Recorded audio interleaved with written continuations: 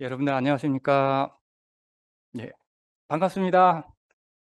무더운 날씨 가운데 여러분들께서 뭐 아무 피해 없으시고 또 건강상 아무 문제가 없으신 한 주를 하나님께서 보내도록 해 주셔서 하나님께 또 감사를 드리고, 베트남에서 또 선교를 하고 계시는 목사님들 또 건강에 유의하시기를 기도드리도록 하겠습니다.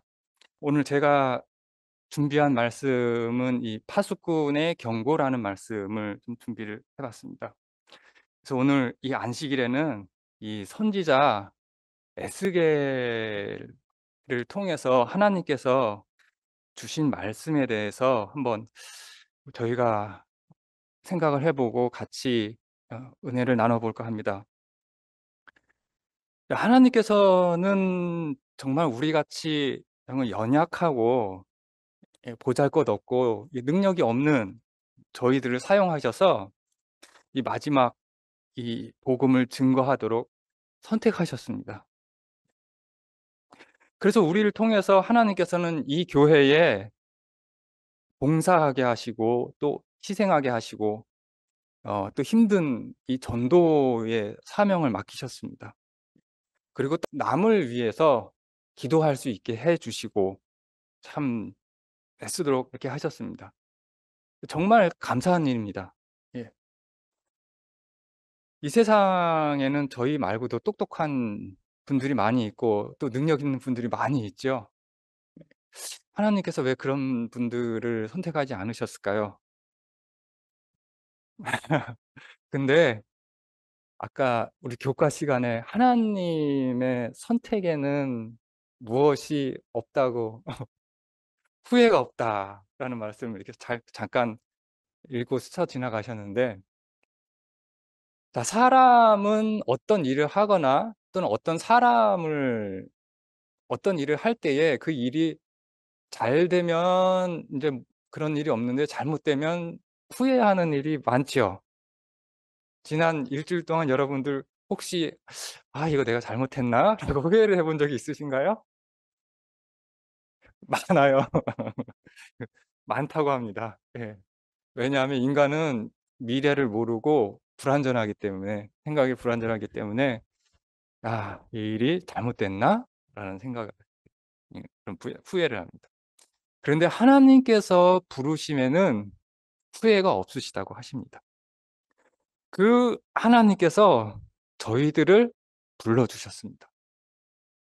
그래서 제가 지금 에스겔 33장 1 절과 또 7 절을 두 말씀을 선택을 한 이유가, 주의 말씀이 선지자에게 말씀하셨고 그 선지자를 통하여 이스라엘 백성들의 파수꾼의 역할을 하도록 그 에스겔 선지자를 임명을 하셨습니다.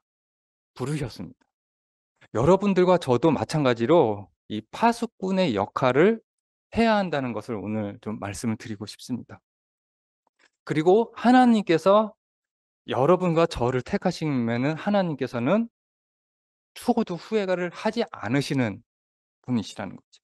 자, 그런데 인제, 자 그러면 우리는 잠깐 구약 시대로 생각이 넘어가서, 성경책을 구약 시대로 펴서 출애굽 시대부터 다시 한번 쭉 넘어가 보도록 하겠습니다. 우리가 이 성경의 역사를 잘 살펴보면 이 창세 시대 때부터 열두 사도 시대까지 모두 하나님께서 그 시대마다 기적적인 일들을 이 하나님의 선지자들을 통해서 보여주셨습니다. 인간으로는 도저히 할 수 없는 일들이 일어났습니다. 자, 그런데 왜 그런 기적이 지금의 현대에서는 일어나지 않을까요? 모든 사람들이 실제로 이 놀라운 능력하고 기적을 본다면 잠시 잠깐의 큰 감화나 감동, 일시적으로 감동은 받을 수 있을 것입니다. 그런데 그 죄인의 마음은 결코 이적으로 변하지 않기 때문에 지금은 하나님께서 그런 이적을 쓰시지 않으십니다. 죄인의 마음과 그 품성은 그 감화로, 이적으로 다 변할 수가 없습니다. 이 바울이나 베드로도 예수님도 이 땅에 있어서 죽은 자들을 이 땅에서 막 살리시고 또 많은 병자를 고치는 이적을 행하셨습니다. 그런데 그 기적을 본 유대인들이 그 모습을 보고도 그들의 마음을 돌렸나요? 여러분들? 안 돌렸지요? 예. 안 돌렸어요. 그 자체가 그 사람을 변화시키지는 못했습니다. 그래서 예수님께서 그렇게 말씀을 하셨습니다. 예. 선지자의 말씀을 믿지 않으면 음 죽은 자가 다시 돌아와서 예언을 한다 해도 믿지 않는다라고 말씀을 하셨습니다. 예, 죽은 자가 살아나서 복음을 전해도 그건 믿지 않는다라고 말씀을 하셨습니다. 또 이스라엘 백성들은 어떻습니까? 종살이 하던 애굽에서 다시 광야로 불러내서 홍해가 갈라지는 기적을 그들은 보았습니다. 이 바닷길이 열려서 이 마른 땅으로 걸어가는 그 이적을 경험을 하였습니다. 예, 이런 큰 이적들을 우리가 성경 역사를 통해서 보고 있습니다. 그런데 그들은 불과 3일 만에 예, 물이 없다고 물을 달라고 모세에게 달려가 가지고 불만을 터뜨렸어요. 그죠? 한 3일 전에 애굽의 그 광대한 군사들로부터 구해냄을 받았고 또 그들은 살아서 기쁜 찬양을 하면서 하나님께 찬미를 돌렸는데도 불구하고 그들은 3일 만에 다시 불만을 터뜨렸습니다. 야, 하나님께서 능력으로는 사람의 병을 낫게 하시거나 홍해를 가르시거나 그런 기적적인 일들은 아주 쉬운 일들일 것입니다. 우리가 이렇게 손가락을 구부리는 일보다 더 쉬운 일이실 것입니다. 맞죠? 하나님께서는 이 지구를 창조하시고 우주를 창조하신 능력이 있으시기 때문에 예. 그 홍해를 가르는 일쯤이야 아무것도 아닌 거지요. 음. 자, 그런데 사람이 죄악적인 사람이 죄의 결함과 싸워서 이 싸움에서 이기게 하려면 온 우주의 자원이 모두 필요합니다. 온 우주와 바꾸지도 않을 예수 그리스도의 보혈이 필요한 것입니다. 예. 그 희생이 필요했어요. 그래서 지금의 가장 큰 기적은 우리가 우리의 자아와 싸워서 우리 스스로 이기는 것이 가장 큰 기적이라고 말씀하셨습니다. 자, 원고 말씀에 보면 본능적인 결함과 싸워서 승리할 때에 하나님의 자녀들에게 일어난 기적은 육신의 병을 고치는 기적보다 더 위대한 기적이다 라고 말씀합니다. 자, 여러분들과 저는 지금 매일매일 가장 큰 기적 가운데 살고 있는 중. 우리가 다른 사람들에게 복음을 전할 때 그 사람의 마음이 변화가 되는 모습을 여러분들 체험하셨을 것입니다.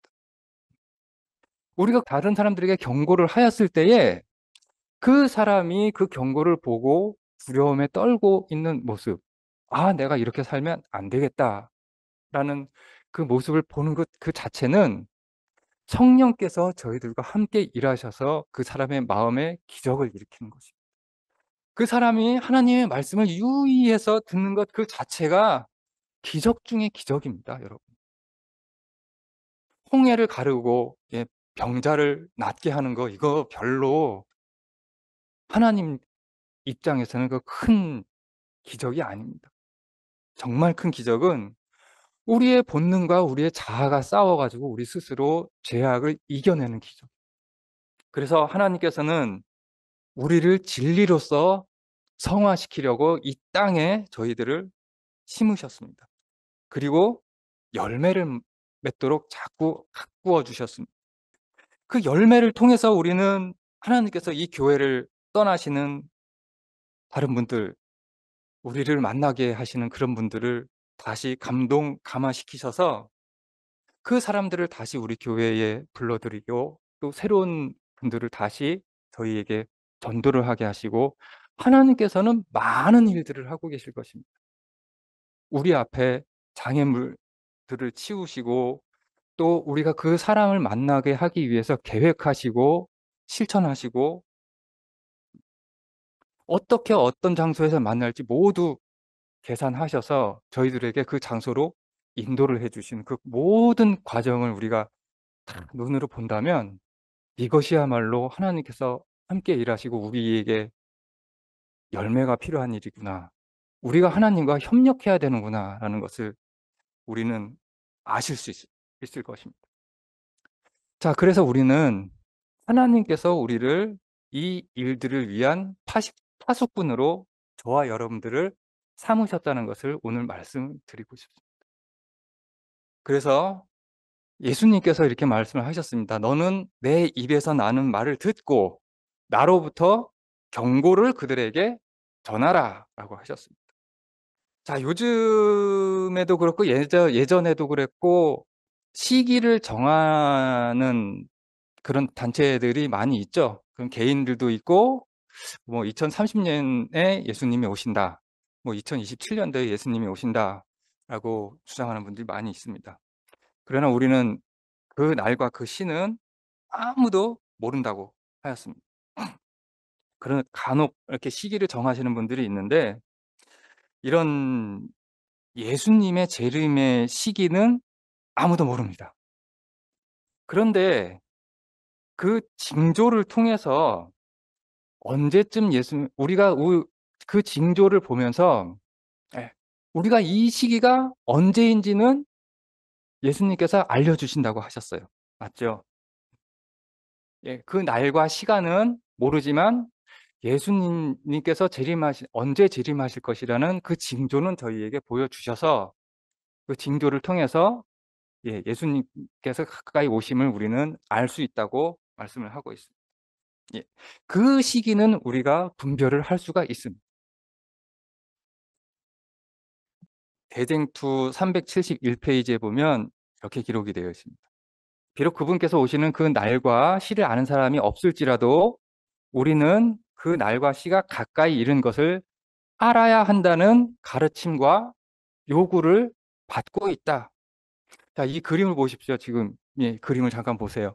많은 전쟁이 일어나고 또 기아가 있고 예수님께서 계속 마음의 문을 두드리고 계시고 거짓 성령 운동이 일어나고 많은 일들이 일어난 것입니다.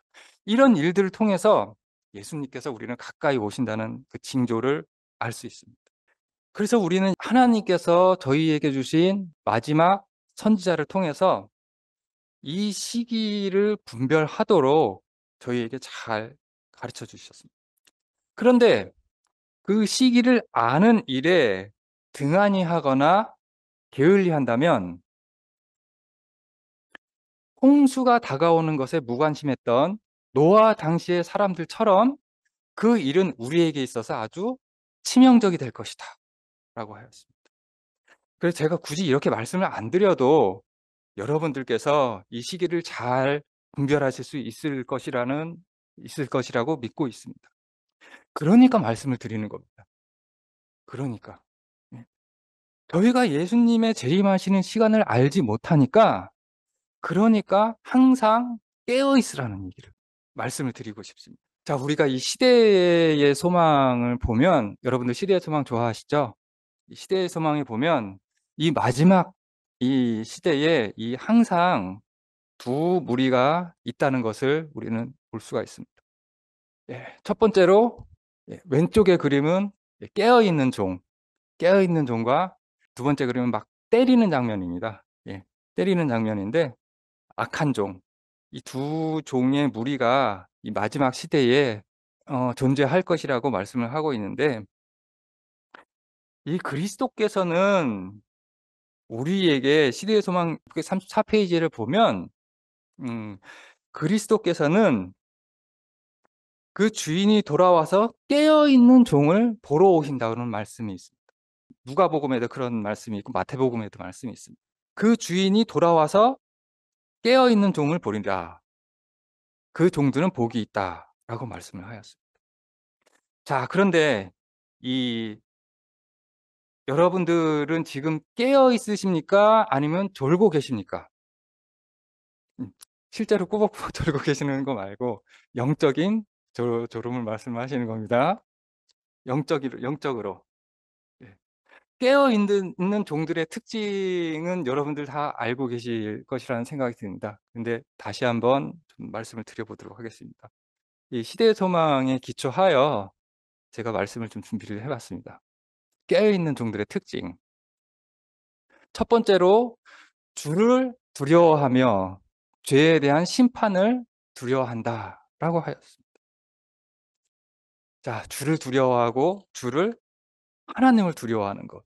제가 수요기도 예배 때에 "하나님을 두려워하고 그에게 영광을 돌리라."라고, 예, 같은 말씀입니다. 예. 이 모든 계명 가운데 생애하는 것, 이 계명대로 생각을 하고 계명대로 행하는 것, 이것이 하나님을 두려워하는 것이라고 우리는 배웠습니다.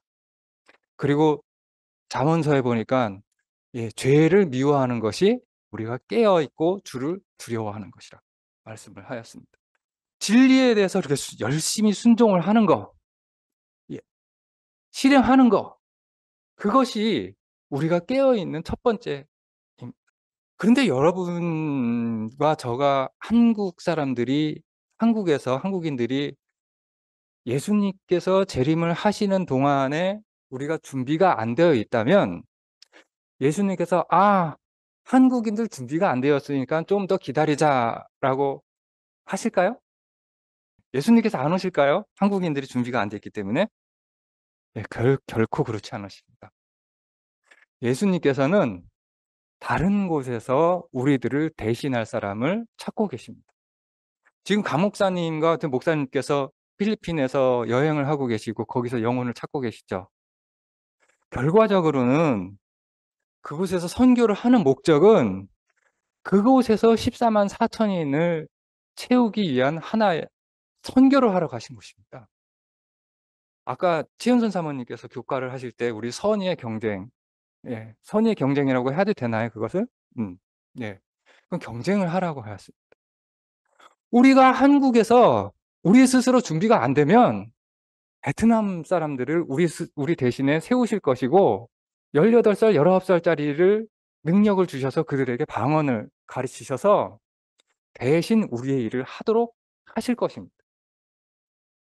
이것이 현실입니다. 그래서 그 14만 4천인을 채우려고 지금 비도 오고 힘든데 남의 나라 가가지고 지금 하고 계시는 거 아니십니까? 네. 그렇게 일을 하는 겁니다. 그래서 지금 우리는 스스로 깨어 있어야, 이 시대에 맞는 진리의 말씀을 가지고 있어야 돼요. 우리 항상 집회 때 동안에를 한번 잘 생각을 해 보십시오. 우리가 1 년에 4번 집회를 하는데 그때마다 아주 그때에 맞는 아주 중요한 주제를 가지고 여러분과 제가 공부를 했습니다. 그리고 우리가 어떤 시대에 살고 있는지 아무도 오해하지 못하도록 예언의 신과 말씀을 통해서 공부를 하였습니다. 중요하지 않은 주제가 없었습니다. 예, 안식일 외에도 이렇게 중요하지 않 그것은 우리가 교회가 깨어 있기 때문이고 대총회로부터 우리는 지시를 받기 때문에 우리 교회도 이렇게 여러분들과 저에게 경고를 우리가 받을 수가 있는 것입니다. 그래서 주의 종들로부터 때 맞은 알맞은 양식을 먹을 수가 있습니다. 우리가 이제 9월 달쯤 되면 우리가 다시 집회를 합니다. 예. 지금부터라도 이 2달 정도 남았는데, 2달 조금 더 남았을 수도 있습니다만, 지금부터라도 집회 참석을 위해서 미리 계획을 다 짜 놓으시기를 부탁드리도록 하겠습니다. 가능하다면 직장을 다니시는 분들은 9월 달에 어떻게 휴가를 맞추시는 방법이 있다면 그 방법을 좀 추천을 해 드리고, 가능하다면 9월 달 되면 그때 돼서 또 농사철이고 또 여러 가지 바쁜 일들이 많이 생길 것입니다. 네. 분명히 지금 예상을 하고 있어야 합니다. 9월 달 되면 집회 기간이 되면 또 집회에 못 나올 어떤 이유가 생길 것입니다. 항상 집회 때는 그랬습니다. 음. 네, 그 일들을 지금부터 기도를 하시고 지금부터 준비를 하시기 바랍니다.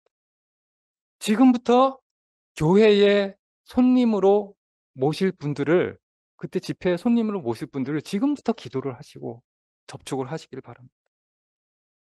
그것이 파수꾼들이 하는 역할입니다. 자, 우리는 이렇게 때를 따라서 우리에게 양식을 주는 분이 있고, 두 번째로는 주를 기다리는 자들은 진리에 순종한다고 하였습니다. 순종함으로 저희 영혼을 순결하게 하고 있다. 네. 그리고 깨어 기다리는 한편 열심히 일한다 라고 말씀을 하였습니다. 물론 자신의 생업을 위해서도 열심히 일을 하지만 그 생업이 무엇 때문에 해야 하는지를 이해하고 그 생업과 신앙을 연결시켜서 신앙의 연장선이 생업입니다. 그런 마음가짐으로 우리는 생애를 살아가는 모습.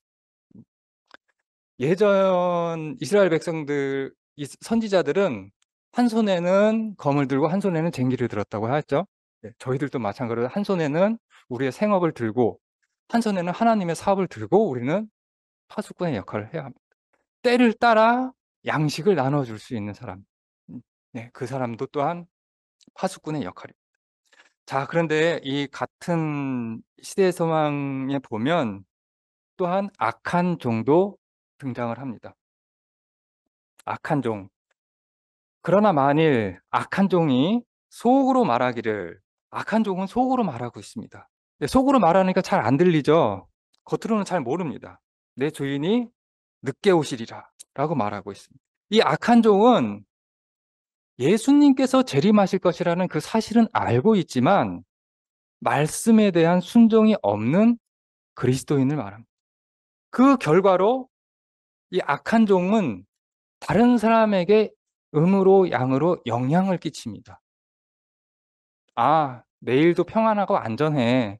나 자신의 마음대로 살아도 괜찮아 라는 그 정신을 다른 사람들에게 전파를 하는 일을 하는 것이 이 악한 종입니다. 심지어는 그 종들을 때리는 것이 무엇입니까? 때리는 것. 때리는 것은 다른 사람들을 비난하고, 예, 전도를 하는 걸 방해를 하고 교회 사업을 하는 것을 뒤에서 수근수근하고 하는 것을 때리는 것입니다. 어떤 누군가를 비난을 해요. 그것이 때리는 것입니다. 술 주정뱅이와 함께 먹고 마시며 술 취한 사람이 꼭 이렇게 알코올을 먹고 술을 취하는 게 아니라 세상살이에 너무 심취해 있어서 등한히 하는 그런 모습이 술주정뱅이라고 말씀을 하고 있습니다. 그런 사람들에게는 예기치 아니한 날에 그가 알지 못하는 시간에 그 종의 주인이 오리라 라고 하였습니다. 그래서 이 하나님보다 더 자신을 사랑하고 이 세속적인 무감각 속에 살고 있다고 합니다. 악한 종의 특징은 그리스도의 재림에 대해서 견해를 부인하지 않는다. 다른 사람들에게 견해를 전한다. 동료를 때린다. 그리고 세속적인 무감각 속에 굳어져 있다라고 하였습니다. 무감각. 자, 여러분 혹시 문둥병자를 잘 알고 계실 것입니다. 혹시 문둥병자를 실제로 보신 분도 있으실지도 모르겠지만은, 예, 이 문둥병은 이 다른 병들과 다르게 좀 특징이 있다고 합니다. 예를 들어서 어떤 사람이 몸이 아파요. 몸이 아파요. 그러면 몸이 어디가 안 좋으면 계속 몸이 아픕니다. 우리가 감기가 걸리고 몸살이 걸리면 몸이 아프죠? 암 환자는 아주 극심한 고통에 시달린다고 합니다. 그래서 그 병을 계속 내버려 두면, 오래 키우면 그 병 때문에 결국은 사람이 사망하기도 합니다. 그런데 이 문둥병의 특징은 안 아프다고 합니다. 아무렇지도 않대요. 그래서 이 문둥병은 병에 걸렸지만 아프지도 않고 또 죽지도 않는다고 합니다. 오래 산대요. 다른 병들보다. 그리고 전염성도 강하다고 합니다. 그래서 예전에는 이 문둥병에 한번 걸리면, 예, 지위 고하를 막론하고 다 문둥병 그 촌에 가가지고 그곳에서만 쓰면 살았어야 했어요. 예, 다른 사람들에게 전염이 안 되게. 그런데 현대에는 이 문둥병이 거의 99% 이상 다 치유가 된다고 합니다. 지금은 다 거의 웬만하면 다 정복이 되는 병이라고 합니다. 그런데 이 문둥병은 이런 상태에서 계속 오래 살면서 어느 날 갑자기 손가락이 떨어져 나가고 어느 날 갑자기 귀가 떨어져 나가고 어느 날 갑자기 이렇게 눈이 떨어져 나가는 거죠. 그런데도 아픈 줄을 몰라요. 네. 몸의 신경이 다 죽어버렸으니까. 이렇게 세속적으로 무감각해진다는 것은 이런 문둥병에 걸려 있는 것과 같은 일이에요. 어느 날 갑자기 내가 기도하는 일이 좀 등한이 되고 내가 기도하는 일을 뒤로 미룬다면 우리는 영적인 문둥병에 걸려 있을지도 모르겠습니다. 내가 세속적으로 더 무엇인가가 관심이 있고 교회 일이 등한이 되는데 아무렇지도 않아요. 마치 문둥병자가 자신의 손가락이 떨어져 나갔는데 거기에 감각이 없어요.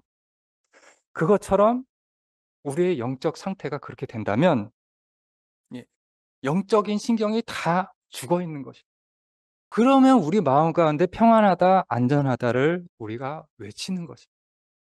우리가 이 영적인 문둥병은 지금은 모두 고칠 수가 있습니다.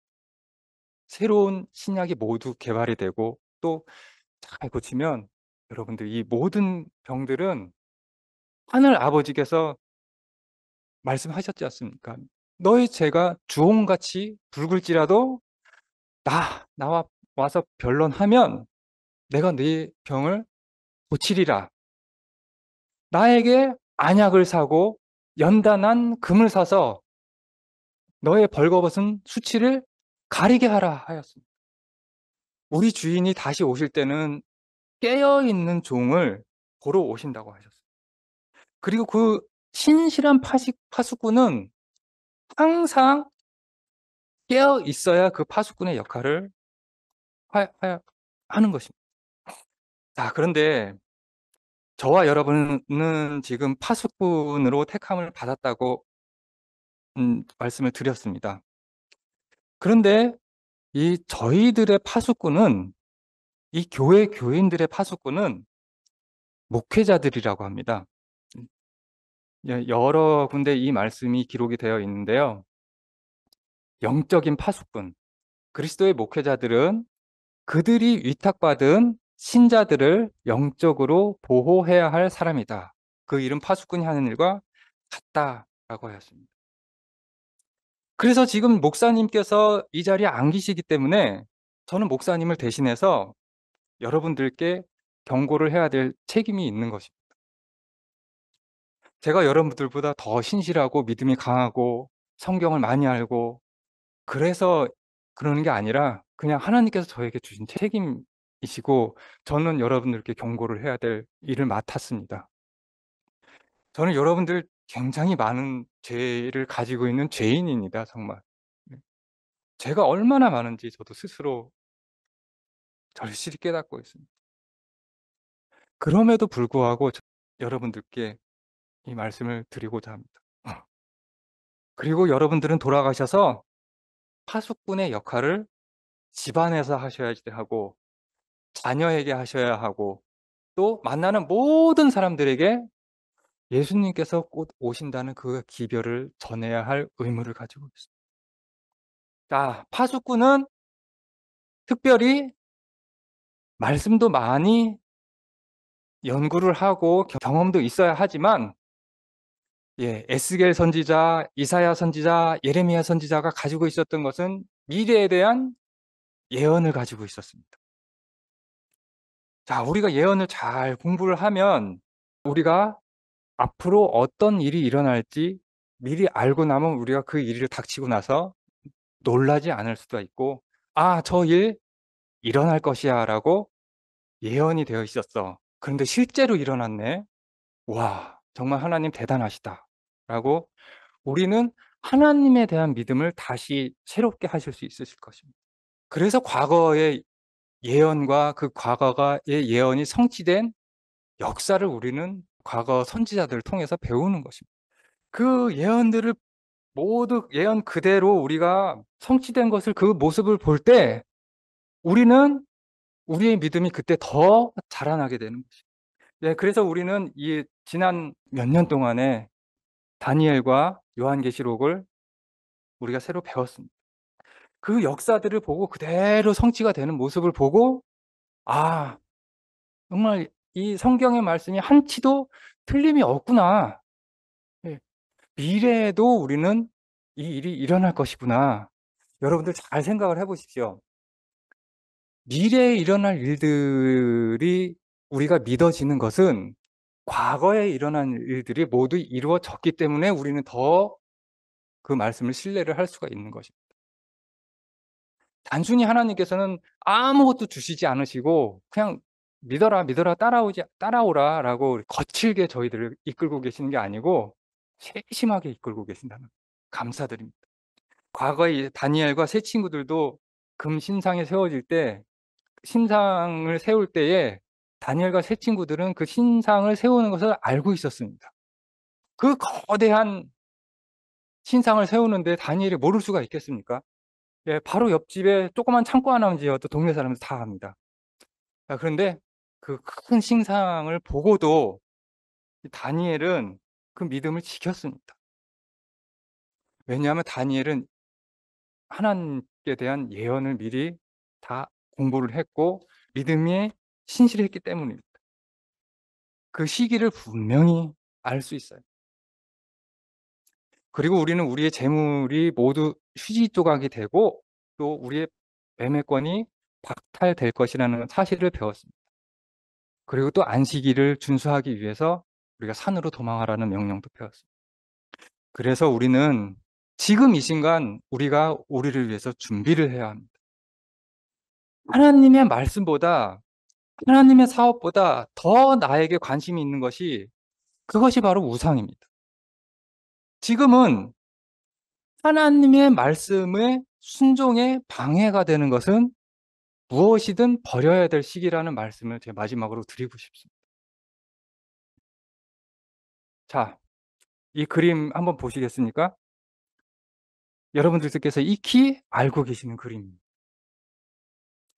지금은 버려야 될 시기입니다.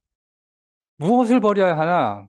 말씀에 순종하는 것이 방해가 된다면 그것이 나에게 어떤 것이든 간에 다 버려야 되는 시기. 이 그림에서 집마차도 버리고 말도 버리고 나중에는 신발도 버리지 않습니까? 버리지 않으면 우리가 이 믿음의 동아줄을 붙잡을 수가 없습니다. 맞죠? 지금 맨 마지막에 이 협곡을 건너갈 때 아무것도 몸에 걸치지 않고 동아줄 하나만 붙잡고 가고 있죠. 말 타고 이 협곡을 건널 수가 있습니까? 손에 양동이를 들고 진보다리를 들고 이 협곡을 건널 수가 있습니까?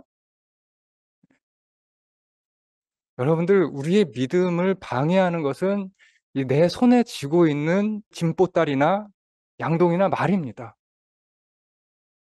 그것도 버리시기를 바라세요.